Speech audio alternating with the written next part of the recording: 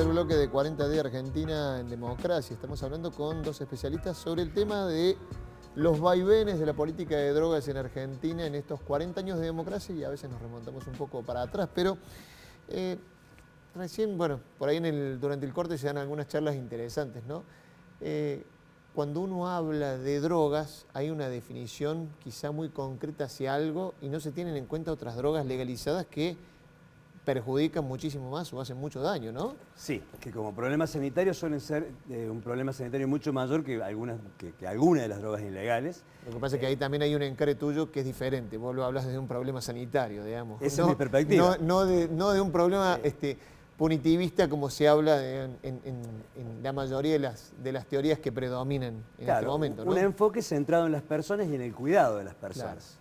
A nadie se le ocurriría en este momento prohibir el alcohol, No, por ejemplo. eso ya lo hizo un país y lo hizo desde 1919 a 1932. Y el principal el efecto solo respondió por evasión de impuestos y no Pero además hay que ver que ese experimento también, que digamos, fue, en lo que venimos hablando, a nadie se le ocurría detener a alguien por consumir alcohol, ¿no? Digamos, pero se hizo. Se hizo en Estados Unidos, el país que impulsa todas las políticas punitivistas, se prohibió el alcohol durante ese periodo de tiempo y tuvieron dos efectos claros. El primer efecto, el incremento de muertes de las personas por alcoholes adulterados, dado que nadie controlaba el alcohol que consumían, porque era ilegal.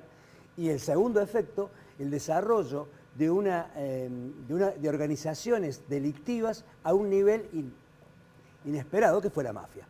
Crearon la mafia y los muertos por intoxicación por alcoholes no controlados por el Estado. Ese fue el efecto de la ley seca.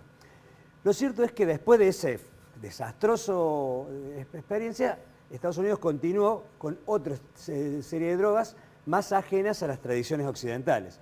Entonces, pero eso también ha construido ciertos mitos que se mantienen hasta hoy, que hay que seguir explicando que el alcohol es una droga genuina, auténtica droga, con un perfil adictivo altísimo, considerada por la Organización Mundial de la Salud como en peligrosidad, segunda peligrosidad después de los opiáceos, porque tiene un perfil muy adictivo, porque produce toda una serie de daños en la salud, y en los estudios epidemiológicos encontramos que es la primera droga con la cual las personas se contactan, y es la droga más consumida, porque es una droga psicoactiva. No hay ninguna razón farmacológica ni neurobiológica para separar al alcohol de lo que denominamos drogas ilegales. Es una auténtica droga.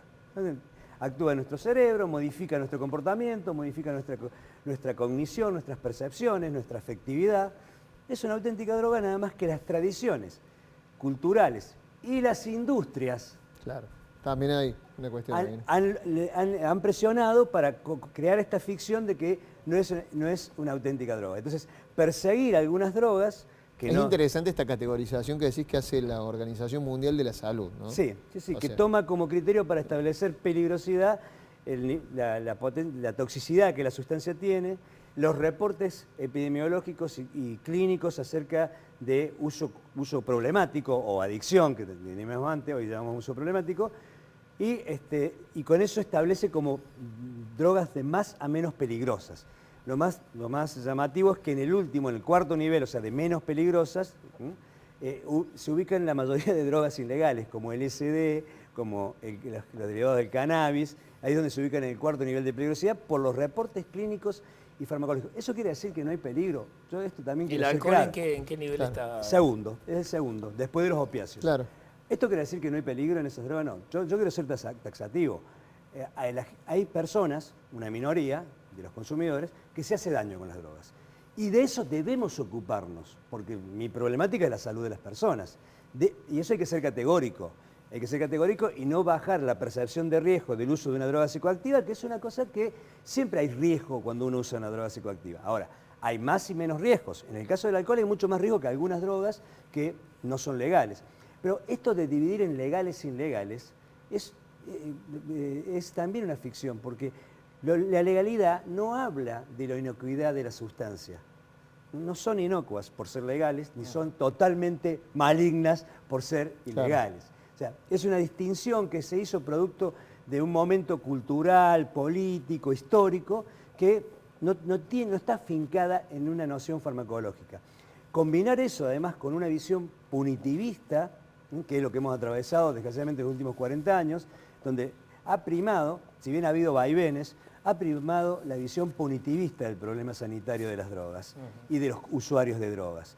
Y lo que tenemos ahora es una ley vigente que penaliza la tenencia para el consumo, sigue combinando medidas punitorias con medidas sanitarias y sigue corriendo de foco el lugar. Tenemos una ley, que dijimos recién, del año 89, desactualizada. Tenemos idas y vueltas en los fallos de la Corte Suprema, por eso les quería preguntar, sobre todo Carlos, vos que tenés la visión legal, esta cuestión de las idas y vueltas de una Corte Suprema que en el 2009 saca un fallo, que es el fallo Arriola, que despenaliza la tenencia para consumo.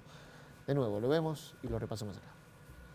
La Corte Suprema despenalizó el consumo de marihuana en pequeñas cantidades y mientras no exista daño a terceros, pero no despenalizó el tráfico de estupefacientes. Los consumidores en este caso fueron absueltos. Los que les vendieron la droga tienen prisión efectiva. No, con respecto al adicto no se lo puede penar, eso está claro. No. ¿Qué va a penar al adicto de Paco? Al adicto de Paco hay que tratarlo y hay que internarlo compulsivamente. En su fallo, la Corte exhortó a todos los poderes públicos a tomar medidas de salud preventivas para los adictos y a combatir el tráfico ilícito. Un pequeño repaso de lo que es el fallo Arriola. ¿Qué querías aclarar con respecto a eso?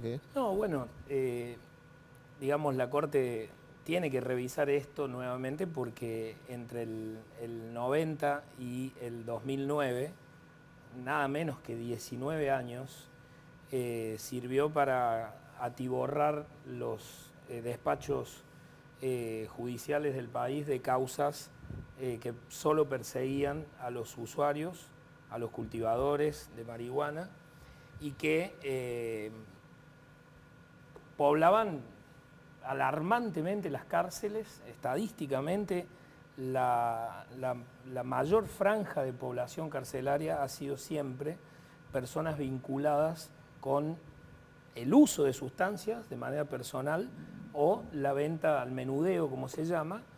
Ahora, ¿me marcas algo? Por eso la Corte Eso revisa su propia Claro, pero es doctrina. 19 años, o sea, se 19 tarda mucho, años, ¿no? Imagínense que leía una estadística antes de venir ahora, una estadística en Rosario, en donde en un año, Rosario hoy está en el centro, bueno, ahora bajó un poco porque la política, uno sabe que la política criminal la manejan los medios hegemónicos de acuerdo a los impactos que quieren generar en la sociedad y estas sensaciones de alarmismo en donde enfocan una cuestión en un determinado territorio.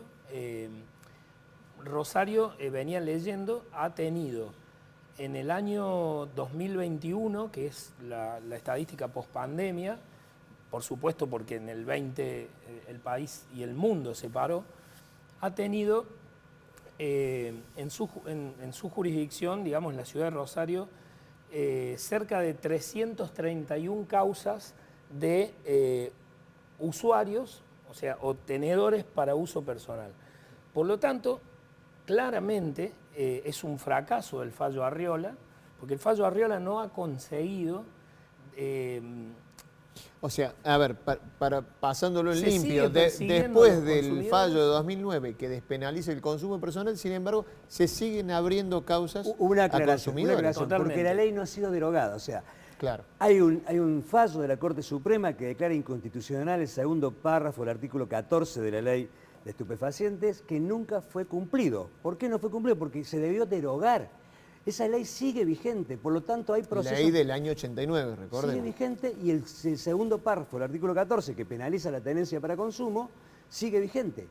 No voy O sea, a tener mucho más tiempo, pero ¿por qué Argentina la democracia incumple no ha el fallo? sabido darse una nueva ley, no ha sabido darse una discusión? ¿Por qué cada vez que, a ver, al día de hoy, uno sabe lo que costó en otros temas, ¿no? Y uno piensa, bueno, pero se arrima solamente a hablar de la despenalización del consumo, de otras cuestiones, hay un escándalo público que, bueno, no sé. Mira, Martín, perdón, Raúl.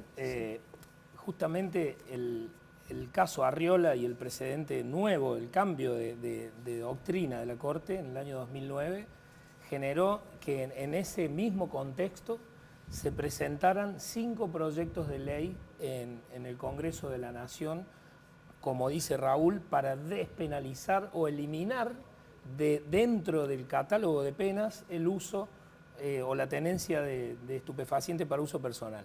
5 proyectos de ley que por cuestiones luego de política de Estado fueron cajoneados y Arriola, el impacto o lo que se buscó con Arriola por parte de la Corte, que inteligentemente instó al Poder Legislativo a modificar ese artículo para evitar este embudo, digamos, que significaban la catarata de causas que eran llevadas a revisión, no se consiguió. Por lo tanto, considero que la democracia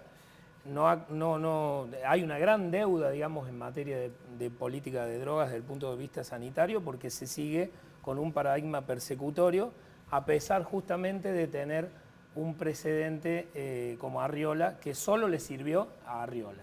Yo marcaba que a principios de siglo, en los años 20, marcaba la indisoluble relación entre criminalidad y droga, y no es muy distinto a algunos discursos que se escuchan en este momento. En absoluto, y eso es lo que tenemos que ver porque es grave. A 40 años de democracia, hace muy pocos días, tenemos una vergüenza más, que es una ley municipal que incorpora el narcotés como condición para acceder a la función pública. Claro. Esa medida es una medida que está claramente afincada en una perspectiva moralista, punitoria del consumo. O sea, el consumo de drogas no puede acceder a la función pública.